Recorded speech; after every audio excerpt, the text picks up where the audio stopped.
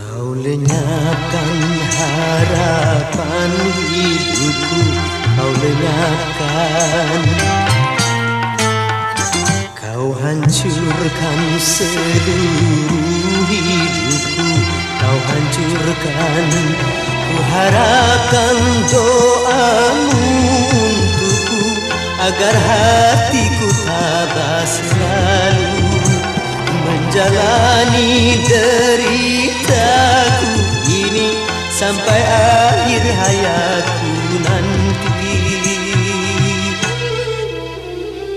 Ku terima kepahitan ini, ku terima.